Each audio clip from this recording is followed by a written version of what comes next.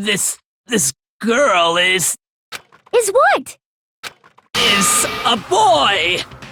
Chihiro era na verdade um garoto esse tempo todo. O Monokuma confirma e já sabia disso o tempo todo. Dada essa revelação, agora a genocida Sho queria que ela tivesse sido o assassino. E então o Monokuma ordena para voltarem ao julgamento. Não sabemos sua razão para esconder isso, mas o fato é, Chihiro não era uma garota, mas um garoto. Isso resolve o maior mistério em questão, de que é como a vítima entrou no vestiário masculino. Já que a vítima era do sexo masculino, ele não teria nenhum problema em conseguir acesso. Seu ID eletrônico dizia que ele era um garoto. Portanto, a hipótese inicial do Makoto estava correta. A vítima foi morta no vestiário masculino e então foi realocado para o vestiário feminino. O assassino poderia facilmente ter usado os IDs das estudantes já mortas. Bem, isso não muda o fato que muita gente ainda acha que o assassino é o Byakuya. Bem, sem dúvida alguma, foi o Byakuya quem fez com que a morte do Chihiro se parecesse com algo do genocida Sho. Mas no fim das contas, o Makoto acha que ele não é o assassino. O Byakuya parece tranquilo demais. As provas que ele deixou parecem óbvias demais. Ele usou as provas de maneira que sabia que conectariam ele ao crime. E sobre isso, o Byakuya fica meio triste que não houve nada mais concreto, mas disse que vai deixar isso passar como correto. Ele diz que, de fato, não é o culpado, apenas acabou esbarrando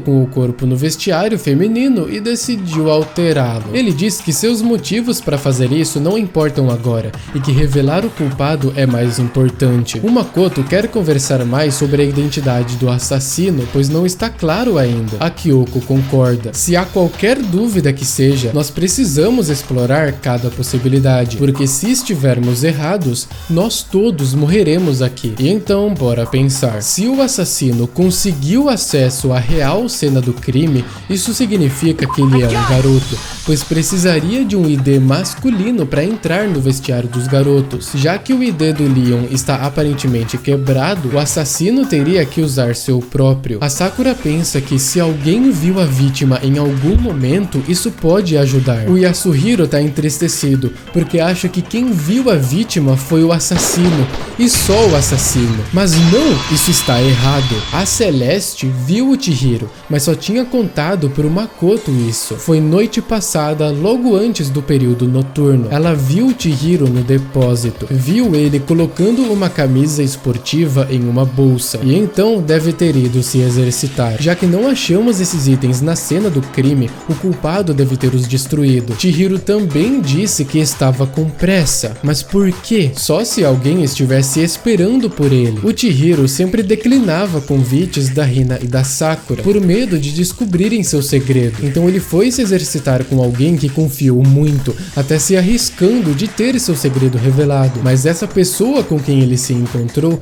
deve ser o culpado. A Kyoko diz que você já tem o que precisa para fazer a ligação. Ela diz para prestarem atenção na camisa e na bolsa que o assassino eliminou. Se focarmos nesses detalhes, deve se tornar óbvio quem estava esperando pelo Chihiro. Mesmo que não tenhamos as evidências, a Kyoko diz que poderemos fazer certas inferências. Bem, havia uma boa variedade de camisas para escolher. A Kyoko diz para explorarmos isso. Temos que nos perguntar por que Chihiro escolheu aquela camisa em específico. O Taka pensa que talvez Chihiro pegou a que combinava com o que o culpado estava usando. Então o mundo entende que o assassino estava usando a mesma camisa azul que Chihiro. Mas não, isso está errado. Espera aí, o que foi que o mundo acabou de dizer? Quando a Celeste testemunhou agora há pouco, ela nunca disse nada sobre a cor da camisa. Então por que ele falou sobre a camisa azul do Chihiro? A Celeste confirma que a cor era realmente azul. Antes do julgamento começar, a Celeste nunca havia contado pra ninguém esse fato. Então como o mundo sabia da cor? A bolsa e as roupas já tinham sido destruídas quando começamos a investigação, então não tem como ele ter encontrado por aí. O único jeito dele saber da cor é se viu o Chihiro antes dele morrer. Quando perguntado, ele diz que só por acaso aconteceu de ver na noite passada, nada, o Chihiro passou por ele com a camisa na mão. Mas isso está errado. A Celeste disse que o Chihiro enfiou a camisa na sua mochila com pressa. Não teria como ele ter visto. O Mondo acabou de cavar sua própria cova. Mas foi a Kyoko que deu a pá, o Byakuya diz. Foque na camisa e será óbvio com quem ele se encontrou. Que monte de baboseiras. A Celeste entendeu. Isso foi tudo um grande blefe da Kyoko. Ela queria provocar uma escorregada do culpado ao colocá-lo sob tensão. Mas ela diz que o Mondo era o alvo dela o tempo todo, pois já suspeitava dele, baseado no que ele falava. O Mondo tende a se referir a homens e mulheres de forma diferente. Ele chama os garotos de cara ou pivete e garotas de mina. Depois que Chihiro morreu, na investigação, o Mondo se referiu ao Chihiro como pivete ou cara. Mondo sabia de algo que não sabíamos. Dizem que a Kyoko é assustadora por perceber um detalhe tão insignificante, mas disse que quem é realmente assustador é alguém capaz de assassinar um amigo. I didn't kill anyone! You've been all over me, judging everything I say, putting words in my mouth. What gives you the right to treat me like a goddamn criminal? Yeah! He would never do something like that! This is a false accusation! A Kyoko admite que seu raciocínio é meio frágil. Aí o Hifumi diz que está chegando o seu momento. Na investigação, ele tinha dito que encontrou algo. Ele diz que, pensando bem, talvez não seja nada demais. Eles insistem que ele mostre e aqui está. É um ID eletrônico que encontrou caído no chão. Ou seja, deve ser o ID do Chihiro que esteve sumido esse tempo todo. Mas o ID dele está quebrado. O culpado deve ter quebrado para esconder evidência. O único jeito de quebrar um ID, esse aparelho ultra resistente, é acertando o seu ponto fraco, como o Monokuma mencionou. A Kyoko pede para o Monokuma revelar qual é o ponto fraco, pois é uma informação vital para deixar esse julgamento justo. Então ele diz que quando o ID é exposto a altas temperaturas por muito tempo, ele vai sofrer uma fusão e quebrar totalmente. O Hifumi disse que sabia, porque encontrou o ID caído no chão da sauna. A temperatura lá pode chegar até acima de 100 graus. Enfim, isso significa que o assassino de algum modo sabia a fraqueza do ID. Então como será que ele descobriu? A Kyoko sugere que poderia ter sido por acidente, levando seu ID para a sauna e quebrando sem querer. E quando percebeu que quebrou, não era difícil deduzir o motivo. E então tinha um jeito fácil de se livrar do ID do Chihiro. Bem, a gente sabe alguém que pode ter feito isso. Aquele que levou seu ID eletrônico para a sauna foi...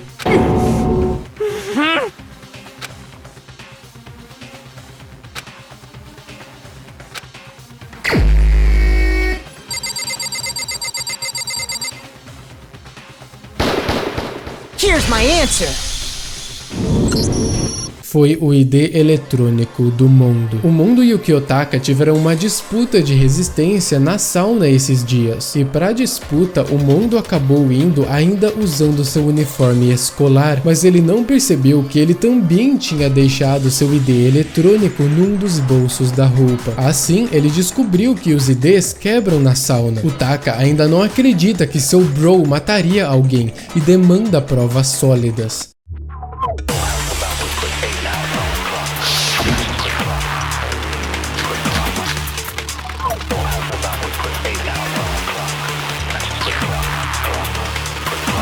O Mondo diz que a porra do seu ID eletrônico funciona perfeitamente, mas não, isso está errado. O ID eletrônico que ele tem agora é mesmo dele? O ID quebrado que estava no salão principal não é esse, na verdade, o dele? Ele pode ter pego o ID do Leon e trocado pelo seu próprio. Afinal, o Monokuma disse na investigação que o ID eletrônico do Leon não estava quebrado. Então, o ID que o Mondo tem agora é, na verdade, o do Leon e o seu verdadeiro está quebrado. Son of a bitch! What's wrong, bro? Come on! Tell him he's wrong! You are wrong! You have to be wrong! Everything you just said is wrong! You made it all up! E então, o Makoto sugere que vai olhar para o caso inteiro de novo, para deixar tudo claro.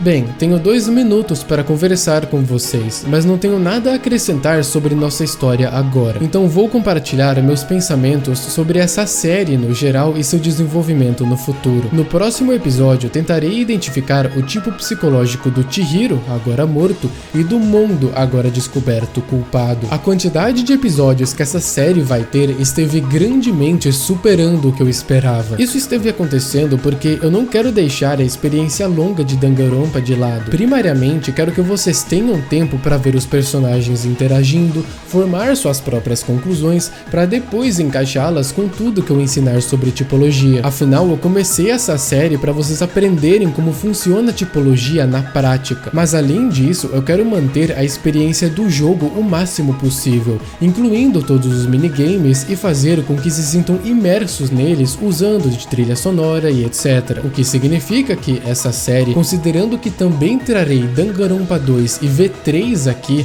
é algo de muito longo prazo. Se eu postar um capítulo dos jogos por mês, eu termino a franquia em dezembro de 2024. Isso ainda vou ver o que eu faço, mas tenho certeza absoluta que a pessoa que entrar e mergulhar nessa série sairá dela com uma perspectiva totalmente nova sobre como a mente das pessoas funciona e sobre filosofia e vida no geral. A franquia de Danganronpa só melhora a cada capítulo e jogo. Inclusive, foi de fato melhor pra mim lançar o capítulo tudo de uma vez como uma nova temporada de uma série, em vez de postar regularmente. O YouTube prefere consistência e não períodos longos sem vídeo, mas se visualizações e retorno financeiro fossem minhas prioridades, eu nem estaria aqui. Por causa disso, claro, são os apoiadores do canal que tornam tudo isso aqui possível. Apesar de ser meu foco principal intelectualmente, tipologia não é a única coisa que eu me dedico com paixão, e separar tempo pra tudo é desafiador. Então muito obrigado a vocês. Here's exactly what happened. Primeiro, vamos dar uma olhada antes do acontecido. Noite passada, a Celeste viu o Chihiro no depósito, correto? Na hora, ele estava aparentemente enfiando alguma coisa em uma bolsa esportiva. Essa coisa era uma camisa azul. Você pode confirmar isso, certo, Celeste?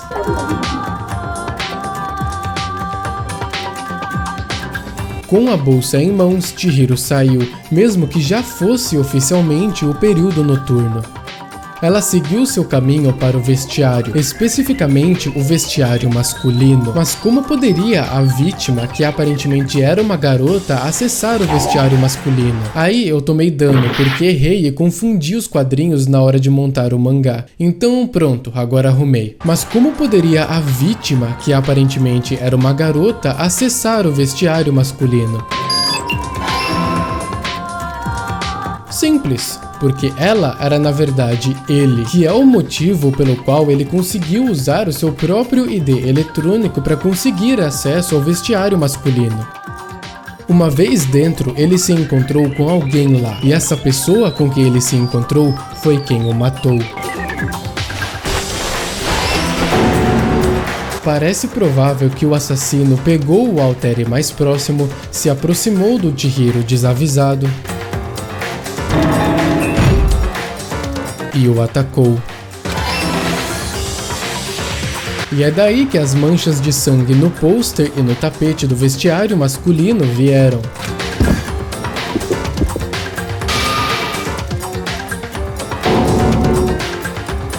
Foi provavelmente no calor do momento. O corpo foi rearrumado, mas o assassinato em si não parecia ter sido planejado.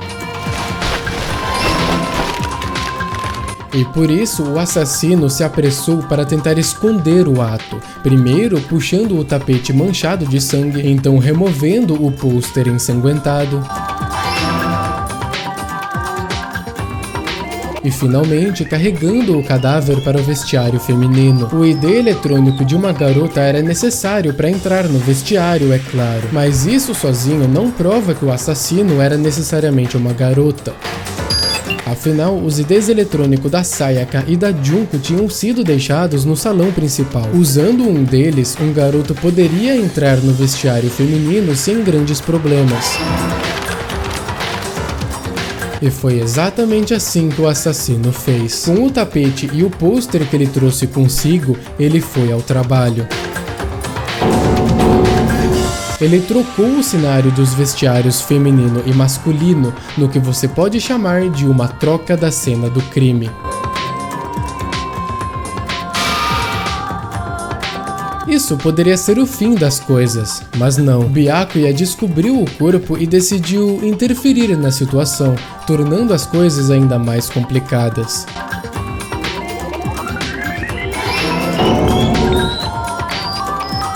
Então, depois de topar com a cena do crime, ele foi buscar o cabo de extensão da biblioteca, e então ele foi ao trabalho. Ele usou a extensão para amarrar o corpo sem vida do Chihiro.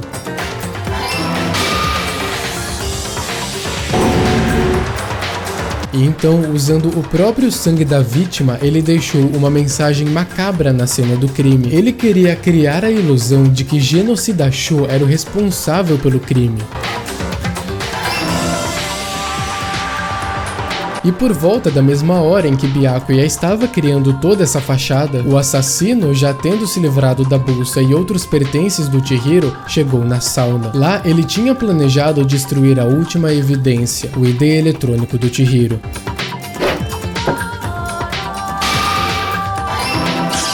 E assim como o assassino esperava, a sauna fumegante foi o suficiente para destruir o aparelho eletrônico. De algum jeito, o assassino sabia que o ID eletrônico não aguentaria o calor da sauna. E a razão que ele sabia disso era porque a sauna já tinha estragado o seu próprio ID eletrônico. E foi assim que tudo se passou.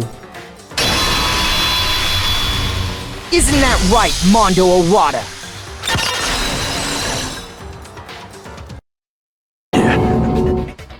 Wait! No! This can't be right! Where's your evidence? Yeah! Where's your evidence? You need evidence! You need proof! Without any proof, you can't pin any of this on him!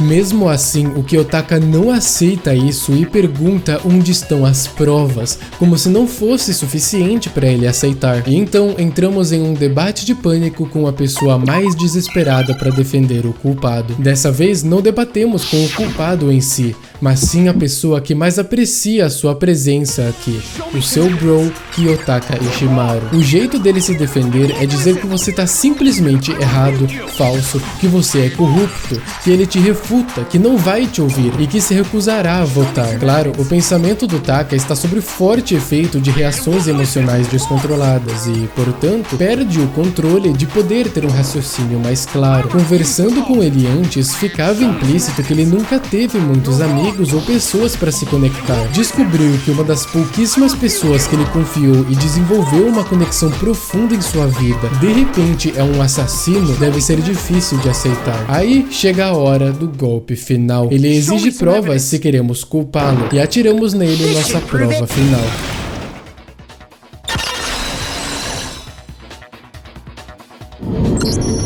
Se estivermos certos, o mundo deve ter trocado seu ID eletrônico quebrado com o do Leon, então podemos só chegar todos os nossos IDs. Uma vez que a gente fazer isso, nós vamos... We don't gotta do that. Huh? Yeah. I did it. I killed him.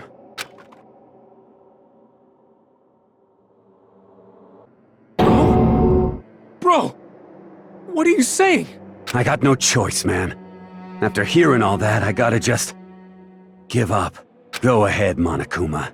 Get it over with. Ask for the goddamn verdict. Roger that! Wait! Hold on! No waiting! No holding on! Time for the moment we've all been waiting for! Grab your lever and give it a yank! Quem eles vão escolher como o assassino dessa vez? Farão a escolha certa ou a terrivelmente errada?